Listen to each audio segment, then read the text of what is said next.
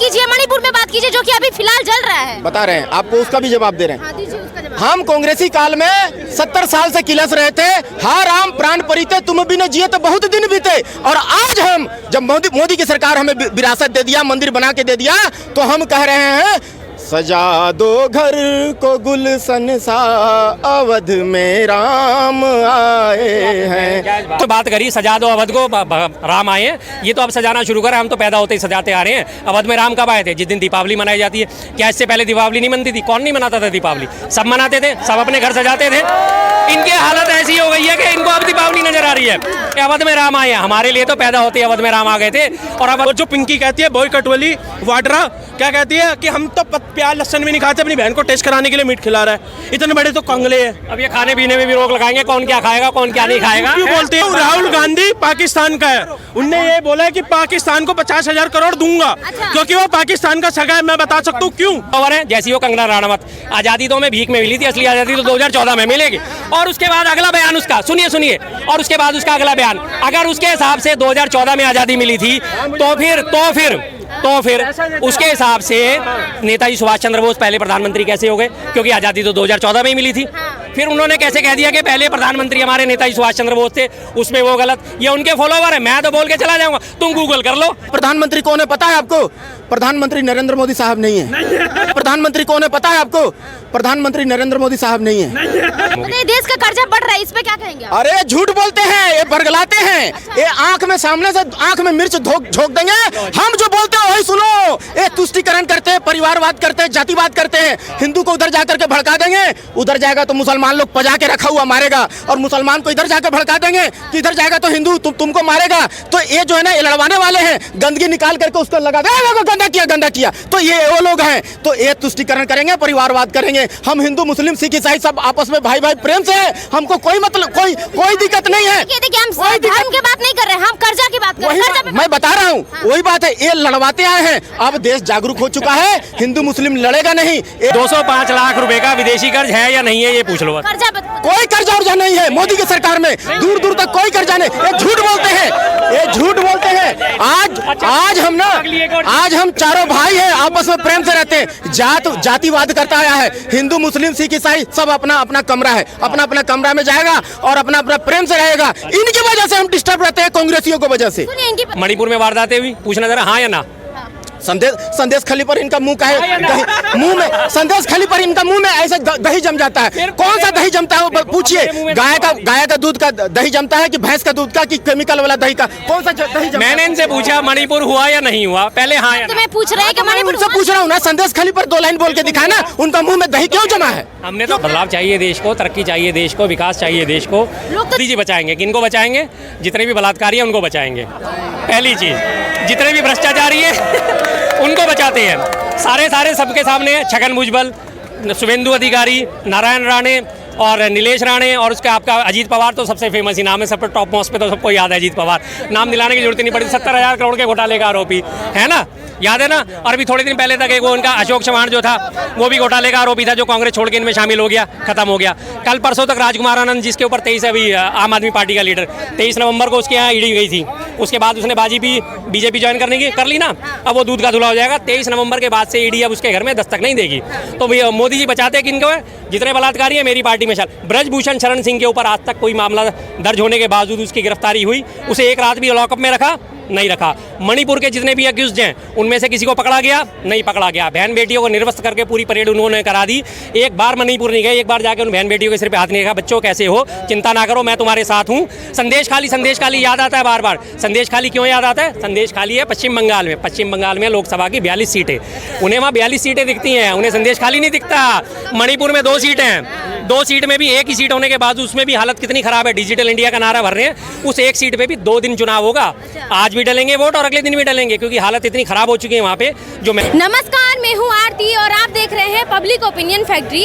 आज हम उपस्थित हैं दिल्ली में और दिल्ली की जनता से जानना चाहते हैं कि 2024 में किसकी सरकार बनने वाली है। तो सर 2024 में किसकी सरकार बनेगी? इंडिया गठबंधन। अच्छा, क्यों? बदलाव चाहिए देश को, तरक्की चाहिए देश को, विकास चाहिए देश को। लोग तो चाह रहे हैं, लोग तो कह रहे हैं बहुत विकास हो गया, अब मोदी जी आएंगे। कौन लोग कह रहे हैं? बहुत सारे लोग, यहीं पे लोग, जनता कहती है कि बहुत सारे विकास हो गया 10 साल में, जितना 60 साल में नहीं हुआ।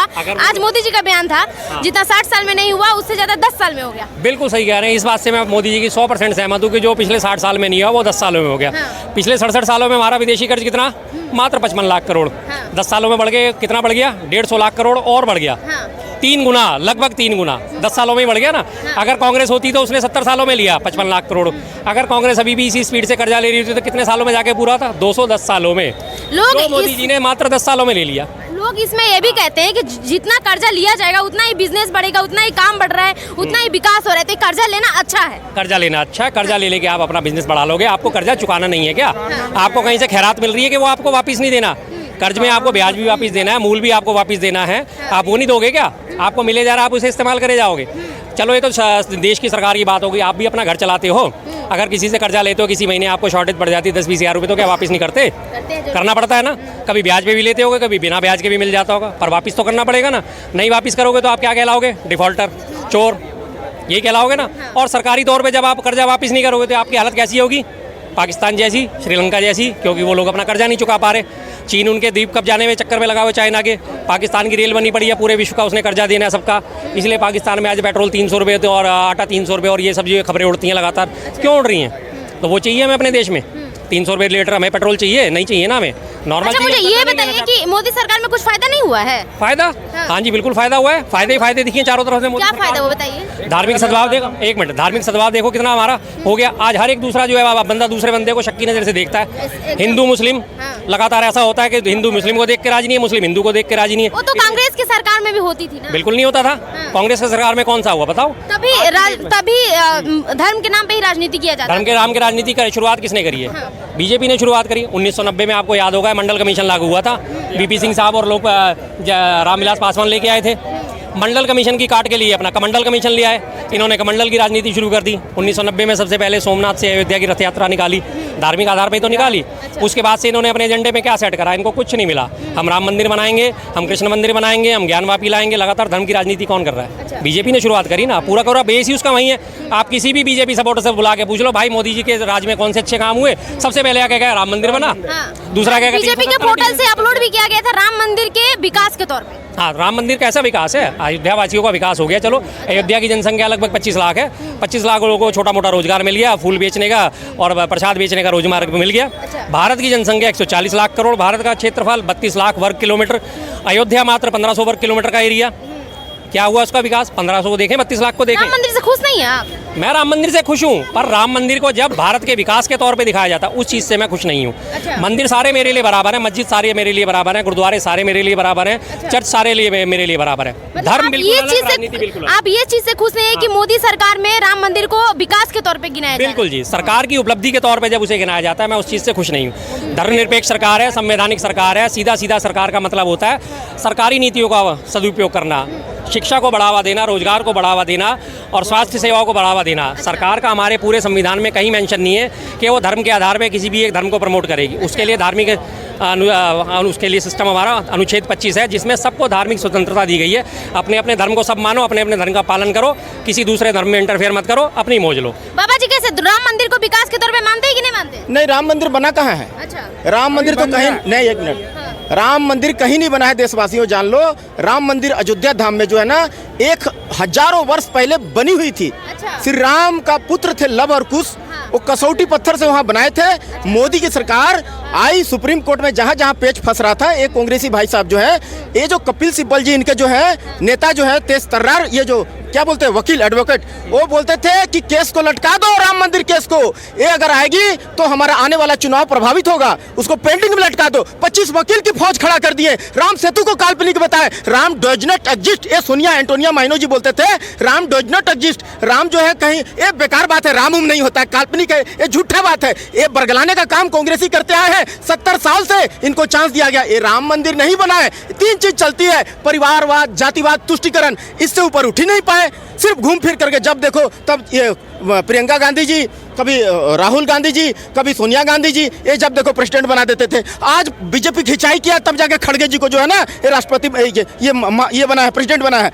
आज राम मंदिर जो है ना अयोध्या धाम में जो बनी है ना वो रिपेयरिंग करके दिया गया है, रिनोवेटेड इंग्लिश में बोलते हैं, रफू बोलते हैं और उसको बोलते हैं मरम्मत। ये मरम्मत करके दिया गया है, नया मंदिर कहीं नहीं बना है। देखिए हम मरे हुए थे अयोध्या धाम में, श्री राम प्रभु का जो मंदिर है ना, हम मरे हुए थे, मुर्दा बन के घूम रहे थे। श्री राम रूपी आत्मा को लाके हमारे हृदय में फिट करने का काम ये जो है ना नरेंद्र मोदी साहब की हैं। सुप्रीम कोर्ट में जहाँ जहाँ पेच फंस रहा था ना वहाँ जो है ना ग्रीस डाल दिए, मोबिल डाल दिए, तेल डाल दिए और तब जाकर के राजनीति किए, कूटनीति किए, तब जाके मंदिर रिपेयरिंग करके। राम जी जब पहले से थे तो बीजेपी के लोग क्यों कहते हैं कि जो राम को लाए हम उनको लाएंगे? हाँ, इसलिए तो बोल रहे हैं ना, वो जब से दो सीट था ना तब से वो कहते आए हैं भारतीय जनता पार्टी वाले कि हम सौगंध राम की खाते हैं, हम मंदिर वहीं बनाएंगे। तो मंदिर बनाए, रिपेयरिंग करके दिए यहाँ के देशवासियों को, तो विरासत भी मिलेगा, विकास भी मिलेगा। नरेंद्र मोदी की सरकार में दो ही चीज तो होता है, जान और माल, तो हम एकदम दोनों जान और माल दोनों सुरक्षित है मोदी की सरकार में। नहीं, मेरा एक सवाल है कि लोग कहते हैं कि जो राम को लाए हम उनको लाएंगे, इस पे क्या कहना है आपको? अरे बता तो रहे हैं, जो राम को लाए हैं, जो राम मंदिर को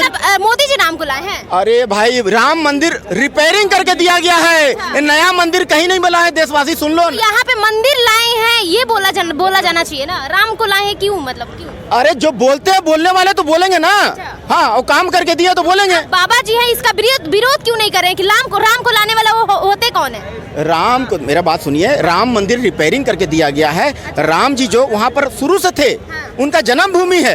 हाँ, लव और कुश श्री राम प्रभु के पुत्र थे, कसौटी पत्थर से वहाँ मंदिर बनाई गई थी। ठीक है, चलिए मंदिर की बात हटाते हैं, बताइए 2024 में किसको लाना चाहते हैं? मोदी सरकार। क्यों लाना चाहते हैं? क्यों काम किया? आज भारत देश देखिए, ऐसा मोदी जी इबारत लिख दिए हैं, सारी देश का जो है ना मुस्तकबिल चेंज कर रहे हैं। ऐसी इबारत लिख रहे हैं कि आने वाला समय में इस हिंदुस्तान का सरजमी को चूम करके सारी कायनात सजदा करेगी। जी शर्मा जी तो बोल रहे हैं कि यहाँ पे हमारे देश के कर्जा बढ़ चुका है कि नहीं? नहीं, वो तो इनको नहीं दिखता ना, वो इनको नहीं दिखता। इन्हें राष्ट्र के विकास से कोई मतलब नहीं है, इन्हें राष्ट्र की प्रगति से कोई मतलब नहीं है। लास्ट एंड फाइनल सिर्फ इन्हें एक चीज़ से मतलब होता है, राम मंदिर। राम मंदिर हमारी भी आस्था का विषय था, बन गया, खत्म हो गया, किसी को कोई आपत्ति नहीं है, किसी को भी कोई, ना हिंदुओं को आपत्ति ना मुसलमानों को आपत्ति। जब बना किसी मुसलमान ने विरोध करते हुए दिखा आपको? सड़कों पर कोई दिखा? नहीं दिखा। उन्हें भी दिखा, मसला था, खत्म हो गया, निपट गया, बात खत्म हो गई। देश का कर्जा बढ़ रहा है, इस पे क्या कहेंगे? अरे झूठ बोलते हैं, ये बरगलाते हैं, ये आंख में सामने से आंख में मिर्च झोंक देंगे।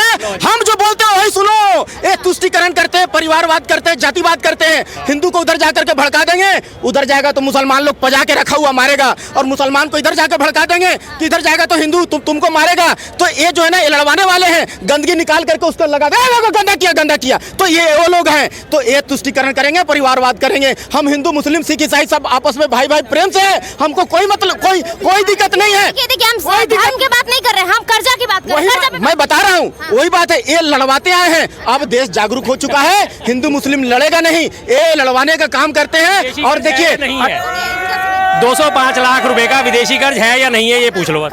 कोई कर्जा उर्जा नहीं है मोदी की सरकार में, दूर दूर तक कोई कर्जा नहीं। ये झूठ बोलते हैं, ये झूठ बोलते हैं। आज हम चारों भाई हैं, आपस में प्रेम से रहते हैं। जातिवाद करता आया है, हिंदू मुस्लिम सिख ईसाई सब अपना अपना कमरा है, अपना कमरा में जाएगा और अपना प्रेम से रहेगा। इनकी वजह से हम डिस्टर्ब रहते हैं, कांग्रेसियों की वजह से। नहीं, हमने इन्हें कब डिस्टर्ब कर दिया? हमने तो इस बारे में कोई बात नहीं करी। विदेशी कर्ज को इन्होंने नकार दिया, मणिपुर में वारदातें हुई, पूछना जरा हाँ या ना।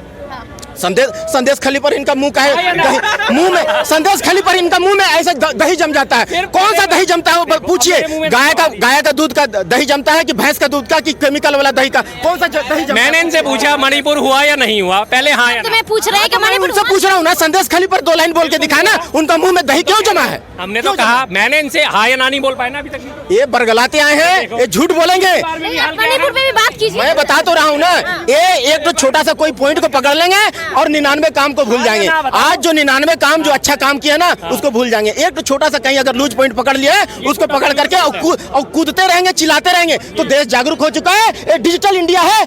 आप शासन करना है, आप MLA बनना है, मुख्यमंत्री बनना है, प्रधानमंत्री बनना है, कोई भी पार्टी का हो, आप राजनीति करिए, कुर्सी आपके लिए, चाहे हिंदू हो, मुस्लिम हो, सिख हो, ईसाई हो, कोई भी हो, राजगद्दी पर बैठिए। आपको रोजगार नहीं मिलेगा, आपको एक बाल भी बाका कोई नहीं करेगा, उल्टा मोदी की सरकार बचाएंगे उसको। लेकिन अगर यहाँ का आवाम का, अगर आप यहाँ का आवाम का, एक मिनट, यहाँ का आवाम का अगर पॉकेट काटिएगा, चोरी करिएगा, तो आपका सिर का एक एक बाल जो है ना वो नोच के ले जाएगा। आज प्रधानमंत्री कौन है पता है आपको? प्रधानमंत्री नरेंद्र मोदी साहब नहीं है, नहीं। कौन है फिर? प्रधानमंत्री यहाँ का आवाम है, वो एक मामूली जो है ना प्रधान सेवक हैं।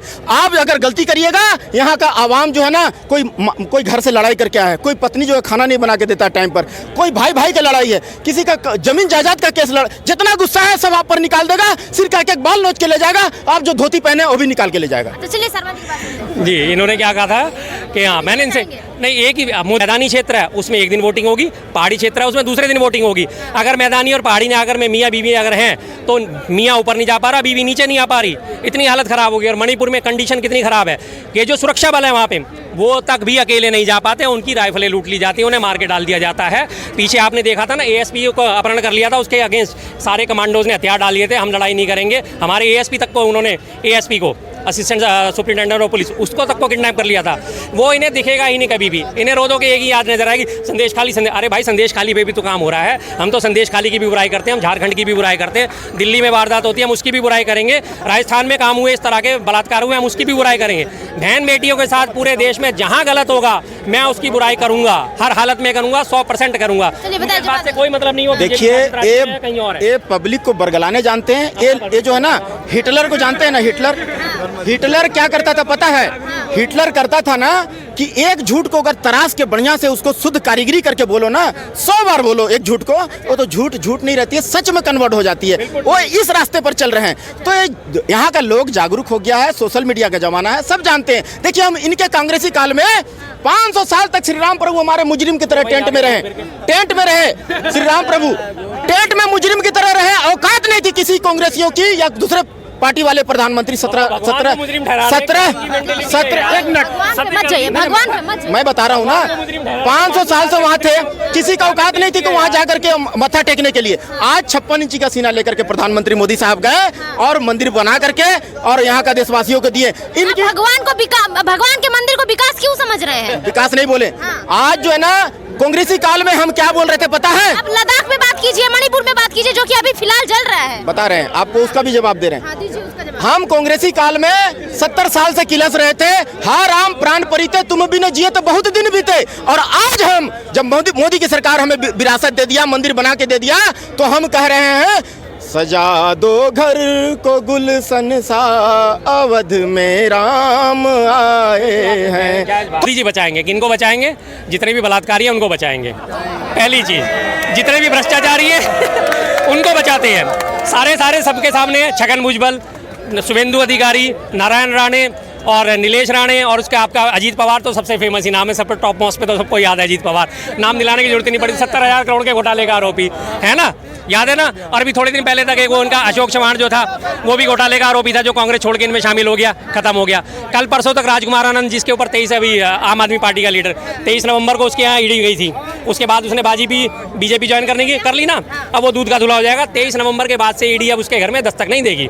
तो मोदी जी बचाते किनको है? जितने बलात्कारी है मेरी पार्टी में शामिल। ब्रजभूषण शरण सिंह के ऊपर आज तक कोई मामला दर्ज होने के बावजूद उसकी गिरफ्तारी हुई, उसे एक रात भी लॉकअप में रखा नहीं रखा। मणिपुर के जितने भी अक्यूज्ड हैं उनमें से किसी को पकड़ा गया नहीं पकड़ा गया। बहन बेटियों को निर्वस्त्र करके पूरी परेड उन्होंने करा दी।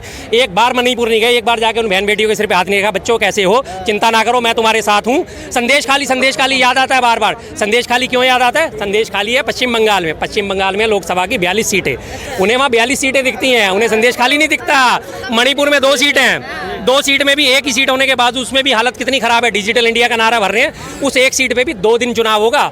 आज भी डलेंगे वोट और अगले दिन भी डलेंगे, क्योंकि हालत इतनी खराब हो चुकी है वहाँ पे। जो मैं ये जो है ना विरासत हमें विकास भी देंगे और विरासत भी देंगे, हिंदू मुस्लिम सिख ईसाई सबको देंगे, लेकिन धैर्य रखना पड़ेगा। इन्होंने बात करी सजा दो अवध को, राम आए हैं, ये तो अब सजाना शुरू करा, हम तो पैदा होते ही सजाते आ रहे हैं। अवध में राम कब आए थे? जिस दिन दीपावली मनाई जाती है। क्या इससे पहले दीपावली नहीं मनती थी? कौन नहीं मनाता था दीपावली? सब मनाते मनाते थे, सब अपने घर सजाते थे। इनकी हालत ऐसी हो गई है कि इनको अब दीपावली नजर आ रही है। अवध में राम आए हैं, हमारे लिए तो पैदा होते अवध में राम आ गए थे, और अवध में राम तो पता नहीं कब से, हजारों हजार साल से हम पैदा हुए हैं, हम आए हैं, राम नहीं आए। राम तो जब मैं पैदा हुआ था तब भी मेरे माँ बाप ने यही बोला था, अरे वाह जय श्री राम, भगवान का शुक्र है बेटा पैदा हो गया। मेरी बहन पैदा हुई, भगवान का शुक्र है बेटी भी आगे जोड़ा बन गया। तो हम तो भगवान का शुक्र तब भी अदा करते थे। ये अब ताजे ताजे बने हैं, नए नए, जिसे कहते हैं कि वो मैं बोलूंगा नहीं, यहाँ पे शब्द अच्छा नहीं लगेगा, हाँ नहीं बोलते, छोड़ो। हाँ मतलब ये भगवान को लाने की इनकी हैसियत है कि भगवान को ये लोग लेके आएंगे। दुनिया चले ना श्री राम के बिना, और ये राम को लेके आए हैं। ये इतने बड़े धुरंधर हो गए कि ये राम को लाने वाले बन गए। अरे भैया हम तो संत रविदास को मानने वाले आदमी हैं, मन चंगा तो कठौती में गंगा।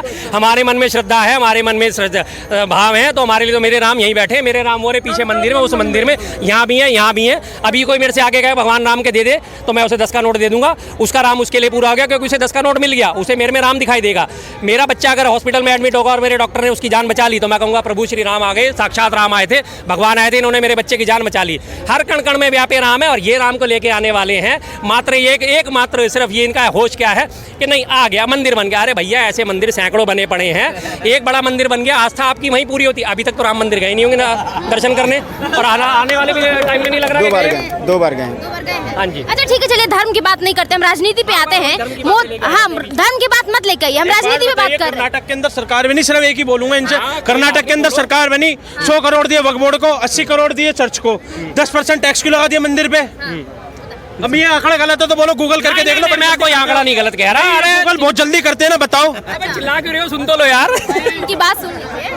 100 करोड़ वक्फ बोर्ड को, सुनो 100 करोड़ एक अकेले पे वो पढ़ रहे हैं। सुनो मैं बताता हूँ, यहाँ पे जितने भी खड़े हैं ना, कोई भी बता दे मोदी के ऊपर कोई एलिगेशन लगा दो, अगर उसने कोई हेरा फेरी करी हो या कुछ और किया हो या कोई दंगे भड़काए हो, मोदी जैसा बंदा कोई नहीं है। ये कितनी ही तारीफ करते रहो किसी की भी, आप मोदी एलिगेशन लगा के कोई एलिगेशन बता दे। चलिए बता रहे इसने एलिगेशन लगाया था, आईपीएस संजीव भट्ट गुजरात का ही था ना, आज जेल में पड़ा हुआ है। मेधा पाटेकर जिसने एलिगेशन लगाए थे उसके ऊपर क्या है, ईडी पीछे पहुंच रही है। कोई लगा दे, कोई लगा दे। अब सोनिया गांधी जो नचनी है, सोनिया गांधी और उसका पोता, वो भी तो बेल पे है। सुनो, जो किसी की नमस्ते नहीं लेता था, एक मिनट, जो किसी की नमस्ते नहीं लेता था आज गले मिल रहे हैं, जो किसी की नमस्ते नहीं लेता था आज गले मिल रहे हैं। क्यों? चोर की दाढ़ी में तिनका बना हुआ है। जो किसी की नमस्ते नहीं लेता था, एक दूसरे को गाली बकते थे, आज 26 चोर एक साथ गले मिल रहे। क्यों? अच्छा एक आप बात बताओ, वही केजरीवाल सोनिया गांधी को बताता था चोरनी, वही केजरीवाल सोनिया गांधी को बताता था नचनिया, वही केजरीवाल सोनिया गांधी को बताता था कि भैया कि अरे परिवारवाद, अब उसकी बीबी को गले क्यों मिलना पड़ रहा है, बताओ। अच्छा, अगर केजरीवाल इतना सच्चा इंसान है तो क्यों अपनी उसकी बीबी गले मिल रही है? सुनो एक मिनट, मेरा मोदी सच्चा है, मैं बताता हूँ कैसे सच्चा है। उनने कहा 370 हटाऊंगा, उनने कहा 370 हटाऊंगा। अब ये चमचे कहेंगे कैसे हटी, मैं बताता हूँ। सुनो भाई साहब, मैंने आपका नाम नहीं लिया, चमचा आपको। अरे यार ये रहा चमचा, सुनो ये चमचे कहेंगे कि 370 कहाँ हटाई। आज हमारा सैनिक पत्थर पहले कितना खाता था, आज तुम एक कंकड़ भी बाहर दिखाओ। AK-47 70 पड़ती है, 70 गोलियों वाली AK-47 आ रही है। अब इनको ये गूगल सर्च मारते रहेंगे, सुनते रहिए, ठीक है। उनने कहा 3 तलाक हटाऊंगा, 3 तलाक हटा दिए। उनने कहा राम मंदिर बनवाऊंगा, उनने राम मंदिर बनवा दिया। और वही राम मंदिर, ये सब हिंदू होके वही राम मंदिर और फिरोज खान के पोते ने 24 वकील खड़े करे थे, 24 वकील खड़े करे थे। और जिस राम मंदिर की बात कर रहे हैं ना, पाजी हमारे साथ हमारी सेवा में थे, हमारी सेवा थी राम मंदिर के अंदर 17 से 24 तक की। हम 24 तक के हम सेवा कर रहे थे राम मंदिर में। नहीं तो बोलो तो मैं फोटोज दिखा दूं, हमारी क्या सेवा थी, हम संतों की फोटो सुनो। तो जो बातें क्यों कर रहे हो राम के लिए, राम सबका बाप है, राम ही संसार चला रहा है। और ये कह रहे हैं राम को लेकर आए हैं, मैं बताता हूँ कैसे राम को लेकर आए हैं। सुनो, प्रेम के वशीभूत भगवान होते हैं, वही श्री कृष्ण था, 3 लोकन का स्वामी, वो गोपियों के सामने छाछ के लिए नाचता था। क्यों? प्रेम के वशीभूत होके। ऐसी वो तपस्याधारी हमारा संत बैठा है हमारे गद्दी पे। अब राम क्यों नहीं प्रकट होगा? पहले वो रिमोट से चलने वाला प्रधानमंत्री था। क्या कर लो, क्या मतलब राम आप प्रकट हुए? राम प्रकट ही नहीं थे, इससे पहले राम ही नहीं थे। हैं? इससे पहले राम ही नहीं थे, राम का अस्तित्व ही नहीं था इससे पहले। राम मैडम देखो, पहले मेरी बात सुनो 6 लाख करोड़ रुपए आंकड़ा आता है मंदिरों से, इनको क्या पता, और ये वही खाते हैं। सुनो इससे पहले राम मंदिर टेंट में था। देखो राम को ना टेंट की जरूरत है ना महल की जरूरत है, उसे अपने भक्त की जरूरत है। मैंने क्या कहा, भक्त के वशीभूत भगवान है। भगवान भक्त आया तो भगवान प्रकट हो गए। भगवान ने अपना बड़ा मंदिर बनवा लिया। 500 सालों में उन्होंने 24 वकील खड़े करे ना राम मंदिर के लिए, जो उल्टा जनेऊ पहन के सावनों के अंदर मीट खाता है, जिसकी माँ कहती है, और जो पिंकी कहती है, बॉय कटवली वाड्रा क्या कहती है कि हम तो प्याज लहसन भी नहीं खाते, अपनी बहन को टेस्ट कराने के लिए मीट खिला रहा है। इतने बड़े तो कंगले हैं। अब ये खाने पीने में भी रोक लगाएंगे, कौन क्या खाएगा कौन क्या नहीं खाएगा। क्यों बोलते हैं? नहीं, कौन क्या खाएगा क्या नहीं खाएगा इस बात पर रोक लगाएंगे। एक बात बताओ, ये कश्मीरी पंडित ये क्या कह रही थी, कश्मीरी पंडित हम प्याज लहसन नहीं खाते, तो मीट क्यों खा रहे हो? अरे भैया, किसी के खाने पीने पे तुम रोक लगाओगे हैं? किसके खाने पीने पे कौन क्या खाता है? झूठ क्यों बोलते हो? झूठ क्यों बोलते हो? एक बात बताओ, एक बात बताओ। बहुत हो गई है। एक मिनट कहने दो, हम जा रहे हैं, कोई नहीं, हमारा हो गया जो होना था। सुनो, बढ़िया। ये कह रहे हैं कि कांग्रेस सुनो, वक्त अभी उसने क्या करा है राहुल गांधी का, नहीं तो भी गूगल सर्च मारेंगे। हमारी सरकार बनेगी, 50,000 करोड़ रुपए पाकिस्तान को देंगे, जब उसका दिल करेगा हम देंगे। बोलो तो मैं उसका बयान सुना देता हूँ, उसका ट्वीट दिखा देता हूँ। सुनो, उसका ट्वीट दिखा रहा हूँ।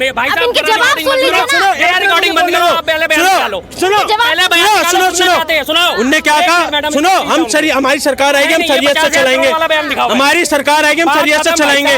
वक्फ बोर्ड जो खरीद सकते, बात को पूरा करोगे, मैं बात नहीं पूरी करने दूंगा। मैं कह रहा हूँ 50,000 करोड़ वाला बयान दिखाओ। बयान दिखा दीजिए आप। पहले बयान दिखाओ। चलो दिखा दूंगा। सुनो, आप देख लो, मेरा फोन स्विच ऑफ, आप देख लो। सुनो, मैं क्यों देख लूं?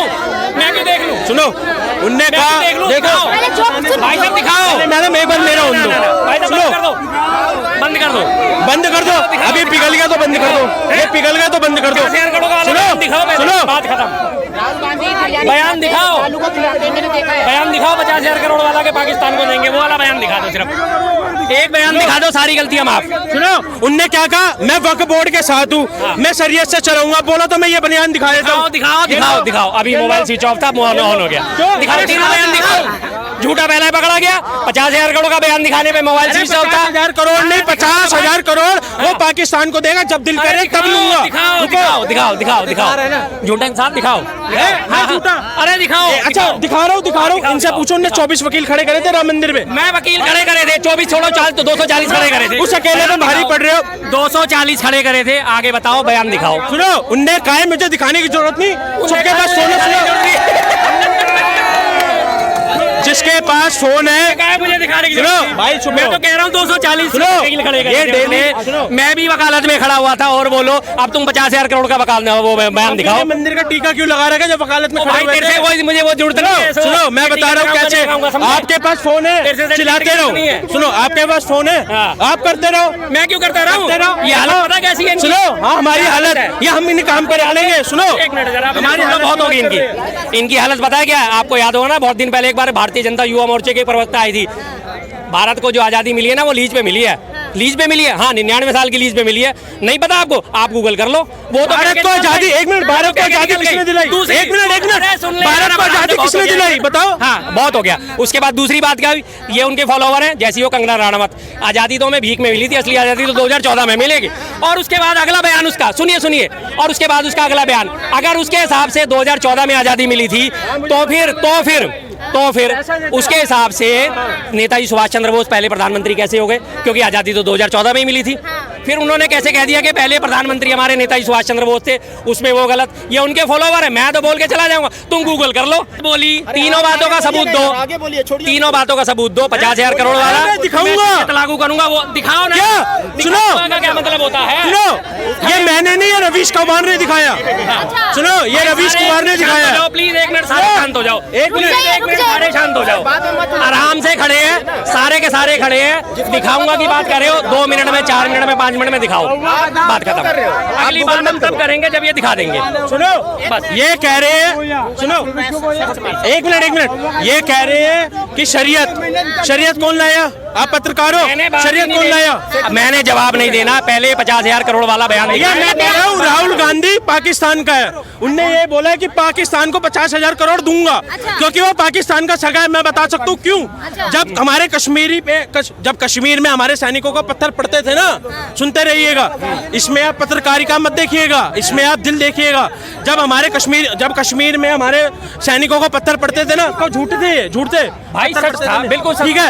अब एक आप बात बताओ, वो इस कांग्रेस की सरकार थी, 370 पे इन्होंने विरोध करा, सुनते रहिए। जब पत्थर पड़ते थे मुफ्ती महबूबा मुफ्ती जो है, महबूबा मुफ्ती, उसके साथ मिलके बीजेपी ने सरकार बना रखी थी। इन्हें याद ही नहीं। कांग्रेस की सरकार थी वहाँ पे। एक मिनट के साथ सरकार, तो इन्होंने 370 का विरोध क्यों करा, फिर बताओ। कहाँ करे विरोध? किसने कौन? कहाँ करा उन्होंने विरोध? वो कांग्रेस विरोध नहीं करा मैडम। फिर मुद्दे से भटक गए, ले दे के अल्टीमेटली इनके पास इन्होंने कहा 3 सवाल, शरीयत लाऊंगा, पाकिस्तान को 50,000 करोड़ दूंगा और वक्फ बोर्ड दोबारा प्रमोट करूंगा। तीनों सवाल, तीनों आंसर मुझे उत्तर दे दो, बात खत्म। मैं अपनी सारी गलतियां मांग लूंगा, सारी। 50,000 करोड़ वाला बयान कहाँ है, वो दिखा दो। सुनो, शरीयत लागू करूंगा, वो बयान दिखा दो। शरीयत तो लागू कर दी थी ना भाई, कर दूंगा, तुमने अभी बोला। तो शरीयत तो लागू है ना। किसने कहा है? एक आप बात बताओ, शरीयत का कानून नहीं चलता। सुनो, वक्फ बोर्ड और शरीयत अब नहीं चलता ना, अब नहीं चलता, अब नहीं चलता, तो कब खत्म हुआ? अगर शरीयत नहीं थी तो मदरसों के मौलवियों को तनख्वाह क्यों जाती है, पूछो। अरे यार, तुम्हें यही नहीं पता। शरीयत नहीं थी तो मदरसे के मौलवियों को अभी भी तनख्वाह क्यों जाती है, पूछो। कर लो बात और सुनो, मदरसे और मौलवियों को तनख्वाह कौन देता है? एक आप बात, सरकार संचालित होते हैं तो सरकार देती है। ये तो मुद्दा भटका रहे हैं। अगर अरे समझा रहे हैं आप। बयान दिखाओ ना, मुद्दा अब मेरी सुनिए तो सही उनकी। सुन लो, अगर शरीयत नहीं थी तो मदरसे के मौलवियों को तनख्वाह क्यों जाती है, पूछो इनसे। यार, इसे यही नहीं पता बंदे को। शरीयत कानून अलग होते हैं और मदरसा संचालन का कानून अलग है, जिसपे हाथ बात नहीं लगाओ, आराम से बात करो। हाथ बात नहीं, बिल्कुल आराम से पीछे होके बात करो, पीछे होके आराम से बात।